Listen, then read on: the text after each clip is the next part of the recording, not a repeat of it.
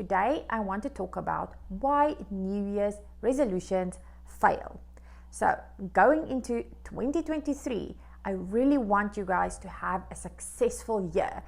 And the only way we're going to do this is if we learned from 2022 and we go into 2023 with an open mind, new goals, and potentially a new plan with new habits to reach these goals. Mona here, welcome to my channel where I talk about all things mindset and weightlifting. Seeing that it's the end of the year, let's talk about why goals or New Year's resolutions often fail that you set at the end of the year for the next year.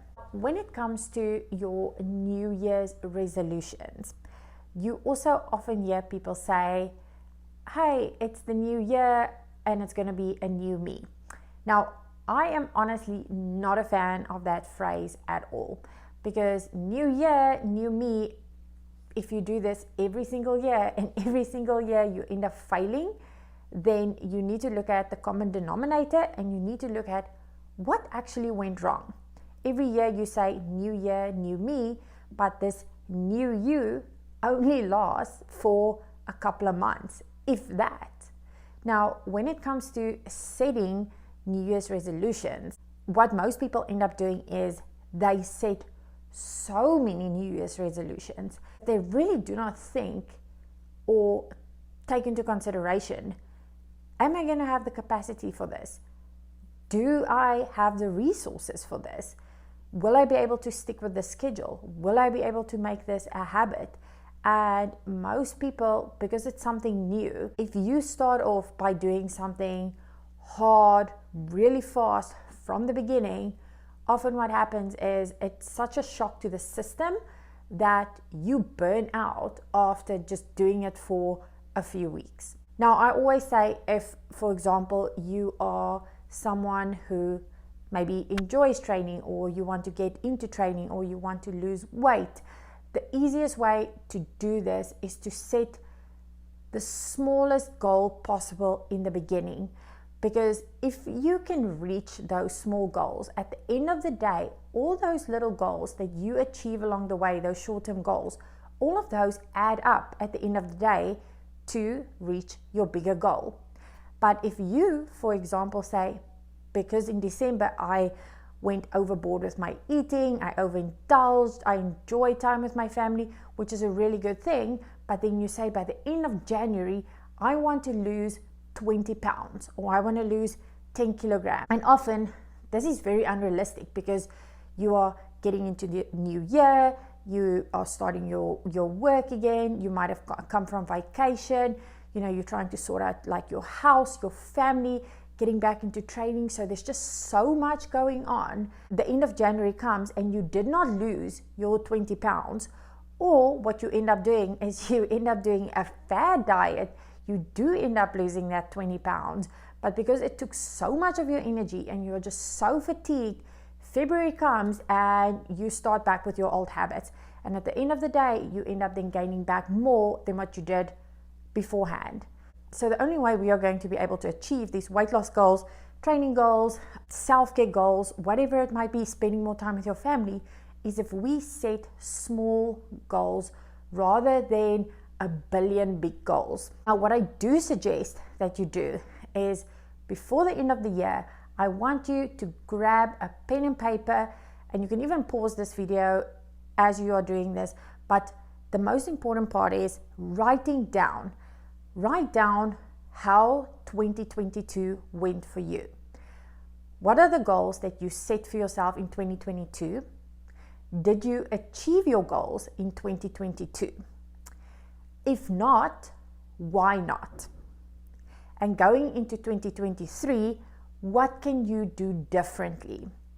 So again, if your goal setting idea was to train 5 times a week and compete in competitions, if you're an athlete, for example, the best thing to do is if you know you are a very busy person, you've got a family, you work, might not be able to get to the gym more than 3 times a week, then set your goal. If you know for a fact you can get a minimum of 3 sessions in a week. Set your goals for training 3 times a week for 30 to 60 minutes, something small, something super doable.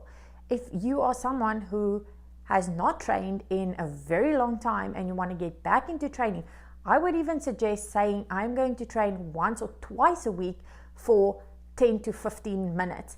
And then I also want you to make sure then that if there's a day that you can't train, do something or some sort of movement, like go for a walk, play with your kids, but do some sort of activity so that you don't feel like you failed if you can't do that training session. At the end of the day, the number one thing is you want to change your habits. So you want to go from changing habits that maybe weren't conducive to you achieving your goals, or maybe bad habits. You want to slowly but surely replace those bad habits with good habits.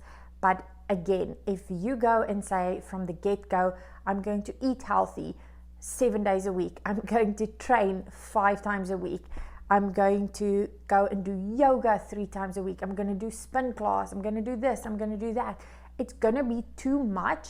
And like I said, if you fall off the bandwagon by the end of week 2 or week 3 or even month 1 or month 2, you are probably going to be one of those people who end up quitting their New Year's resolutions in the 2nd or 3rd month, which I think about 75% of people end up actually doing.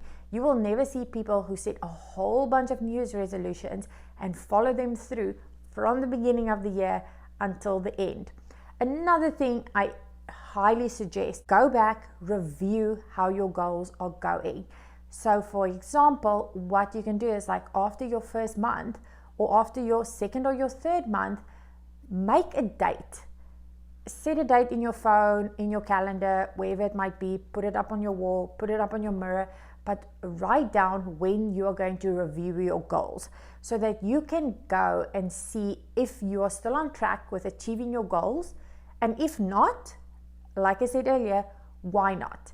And then if you might have fallen off the bandwagon, go back to the drawing board, set smaller goals.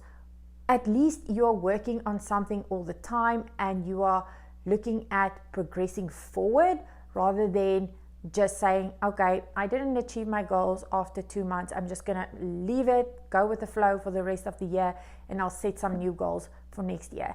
That does not work. The best thing that you can do is rather set smaller goals, have your 1 or 2 big goals that you do want to achieve in the year, but then make sure you go and revise and make sure you go and check back to see if you are still on track with achieving those goals, and if not, what can you do differently? Now, when it comes to elite level athletes, most of them, you will see, they will have their bigger goals they want to achieve during the year. So they might want to compete in nationals. If they're a weightlifter, a certain total, or if they want to compete at the World Championships or qualify for certain events or compete in a national team competition, might be soccer or football or baseball or whatever it might be.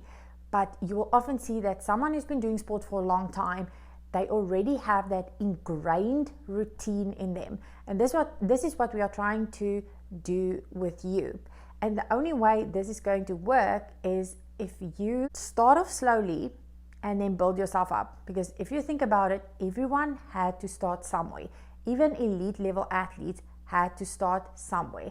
They didn't just all of a sudden go into a specific sport, into training 7 days a week, twice a day, with the best nutrition, knowing how to do all the movements. They had to learn slowly but surely, and all of it ended up adding up. And you will see a lot of them have been doing their sports for 5 to 10 years. And in that 5 to 10 years, yes, they might take little breaks to recover, to help their mental side recover, their physical side recover after maybe a big competition or achieving a big goal, and just to kind of get that hunger back.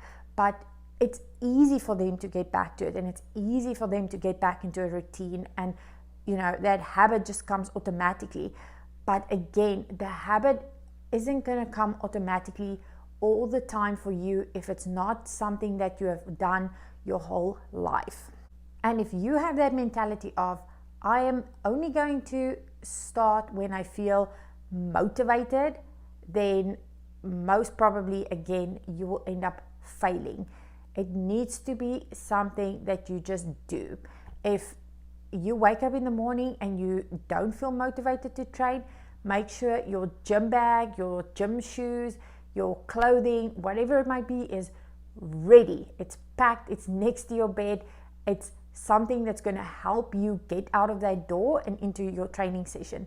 The same thing, you might wake up in the morning and think, oh, I'm tired, I don't want to eat breakfast, I don't have time, I have to get to work, and then end up skipping breakfast, and you know this is an essential meal to help you get enough protein in for the day.